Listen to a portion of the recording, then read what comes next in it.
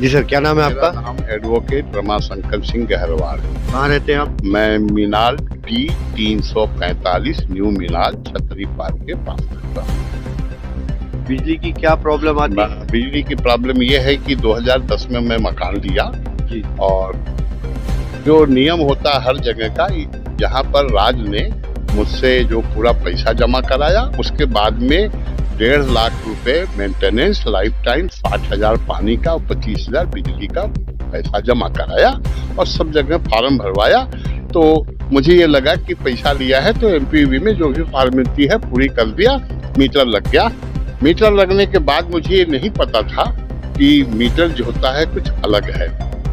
2021 में जब मेरा मीटर खराब हो गया तो मैं राज को, इनका जो मेंटेनेंस ग्रुप आता था, कि मेरा मीटर खराब हो गया बदल दो।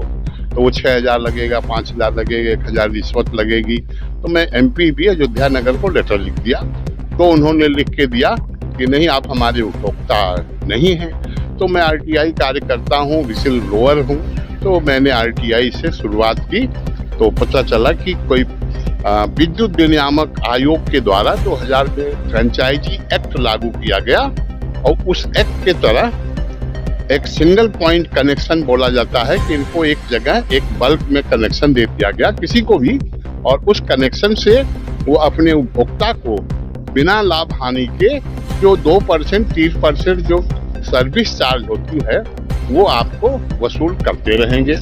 जब मुझे 2021 में मैं देखा तो मेरा बिल जो है आंचल गृह निर्माण सहकारी समिति के नाम से आता रहा है, और उसकी जब मैं तुलना किया, मैं बीएचएल में वेलफेयर ऑफिसर रहा हूँ, इलेक्ट्रिकल का मुझे ज्ञान था, तो उसमें जून 2021 में 403 यूनिट का बिल जो था 3,717 रुपये था। जब मैंने आरटीआई से निकालते निकालते आया तो जून 2022 में इन्होंने जो बिल दिया वो आल सबका, कोई मेरा नहीं, 3,200 समथिंग रुपये मिला। अब उसके बाद में मेरा अयोध्या में मकान है, उस मकान में नवंबर 2021 का जो 403 यूनिट का बिल मिल गया, जो इलेक्ट्रिसिटी बोर्ड के द्वारा सप्लाई है, जिसका 403 यूनिट का मात्र 2,900। इसका ये दोनों होता है कि लगभग 850 रुपये 403 यूनिट पर यहाँ जो है ज्यादा वसूला जा रहा है। तो यूनिट अनुसार लगभग 500 लेकर के 2,500 3,000 तक रुपए एक शिफ्ट लिया जाता है। प्लस यहाँ पर कोई भी कर्मचारी डिजिग्नेटेड नहीं है, इलेक्ट्रीशियन, इंजीनियर, कभी फॉल्ट कोई होगा तो कई दिन घंटों हो जाते हैं, तो कोई डिजिग्नेटेड नहीं है। प्लस एक और अभी आया, इन्होंने सुरक्षा निधि मांगी, तो सुरक्षा निधि मेरे रिकॉर्ड में था 2,900 रुपये जमा था, और 500 रुपये करके इन्होंने 3 महीना 4,400 जमा कर दिया। मेरा मध्य प्रदेश इलेक्ट्रिसिटी के बोर्ड में जो होता है 3 फेस मीटर, वहाँ मात्र 2,000 जो होता है सिर्फ सुरक्षा निधि है। यहाँ पर जितना फ्रेंचाइजी दिए हैं लगभग 3,000 मकान हैं, उस 3,000 मकान को अगर 4,500 रुपये से मल्टीप्लाई किया जाए तो करीब 1.5 करोड़ रुपए लगभग है, ये बता रहा हूँ, तो फाइनेंस करेगा तो सुरक्षा निधि हो जाती है। इनका जो आंचल गृह निर्माण को जो एमपीवी जो बल्क कनेक्शन दे रही है, उसके बिल में मुझे फरवरी 2024 में मिला है कि इन्होंने सिर्फ 63,45,000 जो है सुरक्षा निधि जमा करके रखी है, और सदस्यों से उन्होंने लगभग 1.5 लाख रुपए 1.5 करोड़ कलेक्शन कर लिया है। प्लस उस महीने का बिल मात्र 35 लाख रुपए आया है, और अगर उसको उनसे मांगा जाए, कैलकुलेट किया जाए, तो शायद वो लाखों रुपए से ज्यादा जो का महीना कलेक्शन किया जाता है। सारे रहवासियों के साथ सारे, मतलब उसको पॉइंट बताऊंगा, एक चौराहा गेट आता है 4 नंबर से गेट से, उसको मेहनत बाबा चौराहा होते, उसके इस तरफ के जो पूरे लगभग 3,000 मकान होंगे। बाकी उसके जो इधर ओल्ड में का मीनाल में इलेक्ट्रिसिटी बोर्ड का मीटर लगा है, उनके साथ ही समस्या नहीं है। अब अगला एक है कि इनका आपको जो विद्युत का बिल का है वसूलने का, इनका बिल में जो आता है हाथ से बना दो, मेरे पास आज भी जून 2021 का जो बिल हाथ से बनाया हुआ बिल। हाथ से बना रहता है कंप्यूटर से, उसमें हर महीना अगर लेट हो गया तो 150 रुपये महीने लेट फीस लेते हैं, जबकि इलेक्ट्रिसिटी बोर्ड के हर जगह में देखा कि 10 से 17 रुपये मात्र दिया जाता है। ये लेट फीस अभी भी मेरे पास 3 महीने से बिल नहीं जमा कर रहा, इसलिए कि मेरी जो सिक्योरिटी 4400 500 जो जमा है वो भी रिफंड चाहिए, इसलिए हम अभी बिल नहीं कर रहा। तो हर बिल में लेट अगर हो गया तो 150 रुपये लेट फीस लगाते आपने हैं। एमपीबी को जो शिकायत की थी उसमें कोई कार्रवाई ऐसा हुई? है कि सुन लीजिए, एमपीबी को शिकायत में बिल्कुल है कि मैंने किया, और भी लोग होंगे और दूसरी कॉलोनी में ही होगी। तो हमने विद्युत विनियामक आयोग, ऊर्जा मंत्री, आपको सीएमडी, एमपीबी को सबको लेटर लिखा। तो इन्होंने आपको नवंबर 23 में, कौन शुक्ला जी कब होगा, उन्होंने दिसंबर 2023 में इन्होंने फ्रेंचाइजी एक्ट में एक अमेंडमेंट कर दिया कि जो भी किसी के कॉलोनी में जो मीटर लगा है, हम उपभोक्ता अपना मीटर लगवा के, इसका एमपीवी का मीटर लगवा करके उनसे हम बिजली प्राप्त कर सकते हैं। इसके संबंध में हम खुद गए, आप इलेक्ट्रिसिटी बोर्ड में हैं, कहाँ गए, इनके यहाँ एक न्यू सर्विस कलेक्शन सेक्शन हो गया है, वहाँ गया तो उन्होंने एप्लीकेशन दे दिया। हमारे बहुत से लोगों ने अप्लाई किया है, अब वो करेस्पॉन्डेंस कर रहे हैं सिस्टम में। अब मैं कहूँगा कि सरकारी तंत्र है वो डीले चल रहा है, हम लोग सफर कर रहे हैं, उनका अभी तक नहीं हो पाया है। लेकिन एक ये अमेंडमेंट आप बता रहा हूँ, फ्रेंचाइजी एक्ट का सेक्शन 3.2.2 में लिखा है कि हम इलेक्ट्रिसिटी बोर्ड का मीटर लगवा करके और हम अपनी इसकी जनरेट होगी, एमपीवी का बिल का जमा होगा। उसके 3.2.9 में लिखा है कि अगर 50% उपभोक्ता जो होते हैं अप्लाई कर देंगे तो ये पूरा जो होता है कहाँ चला जाएगा, इलेक्ट्रिसिटी बोर्ड पर। अब इलेक्ट्रिसिटी बोर्ड अपने काम में लोड बढ़ जाए, इसलिए वो नहीं चाहती है कि हो पाए। लेकिन जब फ्रेंचाइजी एक्ट में आपको जब आया तब तो आपने नहीं मना किया कि मेरा काम है, ये मेरा क्षेत्राधिकार है, मेरी कमाई जा रही है, मेरी रोजी जा रही है, तब तो आपने नहीं मना किया।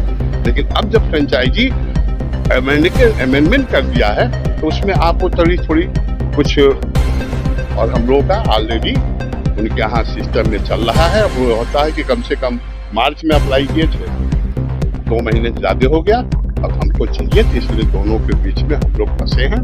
प्लस आपको बता दें, हमारे यहाँ एक और बता दूं, इनका विद्युत का उपभोक्ता एक फोरम है जिसमें 12 समस्याएं सुनी जाती हैं, जिसमें उस समस्या से 9 से हम लोग सफर कर रहे हैं। उस 9 समस्या में से जब हमने केस लगाया तो वो बोले आप उपभोक्ता नहीं हो, तो बोले मैं किसका उपभोक्ता हूँ।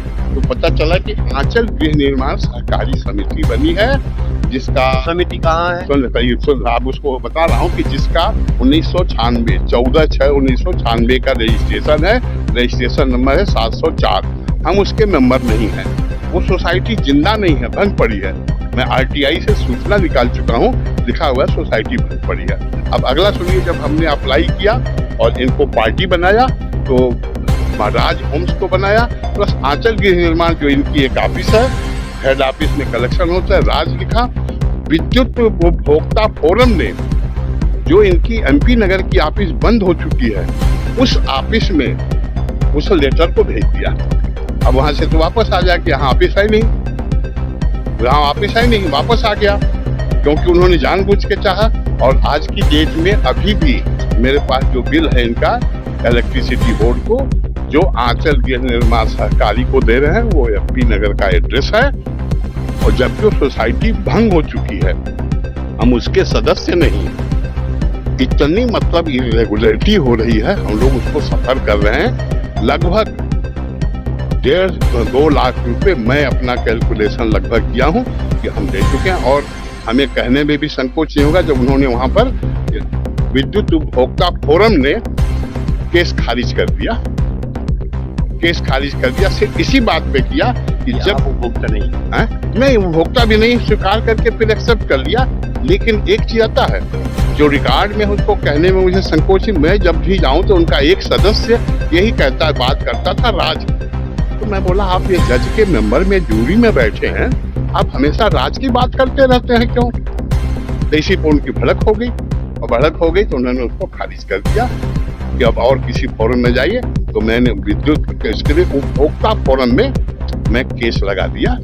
5 को पार्टी बनाया, मध्य प्रदेश इलेक्ट्रिसिटी बोर्ड को CMD, दूसरा बनाया आंचल गृह निर्माण सहकारी समिति, तीसरा बनाया राज बिल्डर जो ये पूरा कंट्रोल करता है, चौथा बनाया विद्युत विनियामक आयोग, पांचवा बनाया विद्युत उपभोक्ता फोरम। वहां पर जब उसको मोशन हियरिंग करते हैं कि मतलब चलाए जाने योग्य है कि केस नहीं, उस दिन शुक्ला जी हमारे साथ थे, 3 लोग 4 लोग इलेक्ट्रिसिटी बोर्ड थे। बहुत डिस्कशन के बाद बोला विद्युत विनियामक को क्यों बना रहे हैं? बोले ये कंट्रोलर है, अगर वही कंट्रोल नहीं करेगा तो हम नहीं बनाएंगे तो क्या करेंगे। ठीक है, उनको उन्होंने खारिज कराया, बोला इसको आपको विलोपित कर दो, प्लस उपभोक्ता को कर दो।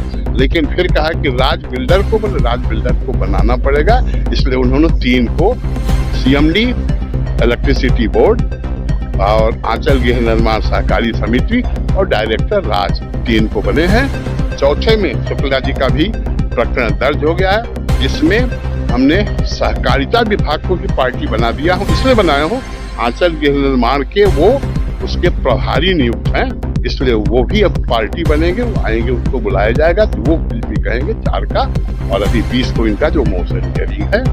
आपको इसका और एक और आपको बताइए, चलिए मैं दिखाऊं, मात्र 10 पोल लगा करके यहाँ बिजली आ सकती थी, लेकिन 42 पोल लगाया गया है, 42 पोल लगाए गए हैं। उसका विधि क्या है? हर जगह जाता है ना, कब्जा करो कब्जा करो कब्जा करो, वो इस प्रक्रिया में, और जिसकी कब्जा कर रहा है वो बोल ही नहीं रहा है, हो गया हो रहा, जाने दो, कोई फर्क नहीं पड़ता है। तो आपको ऐसा ही राय है, हम लोग इतने सफर कर रहे हैं, और कम से कम मिनिमम होता जो उन्होंने दिया हमें नक्शा, उस नक्शे में 3,500 लोग कटवा दिया। क्या नाम है? ये धीरेन्द्र शुक्ला कहते हैं। कहाँ रहते हैं आप? मैं मिनाल में रहता हूँ, न्यू मिनाल में। अरे 2 यहाँ पर मकान है, न्यू मिनाल में एक 345 जो मन्नत बाबा चौराहे पर है, ए टाइप में, और एक हमने यहाँ फ्लैट लिया हुआ है जैस्मिन अपार्टमेंट 400। तो शुरू से ही विद्युत के विभाग में रहे, चूँकि हम इसलिए हमें मालूम है टैरिफ और सब व्यवस्था। तो अब हमारा रिटायरमेंट के बाद मुझे समय मिला तो हमको ये अवगत हुआ हूँ कि ये त्रासदी झेल रहे हैं हम लोग, इसके लिए कहीं आवाज़ उठाई जाए। तो अभी आपका कब सुनवाई है आपकी? अभी हमारी 20 मई को हमारा ये डिक्लेयर होगा कि हमारा सुनवाई योग्य प्रकरण सुनवाई योग्य है कि नहीं, इसका होगा। रजिस्ट्रेशन हो चुका है प्रकरण हमारे, क्योंकि हमने भुगतान फोरम राज्य परिषद में जो है वहाँ लगा रखा है।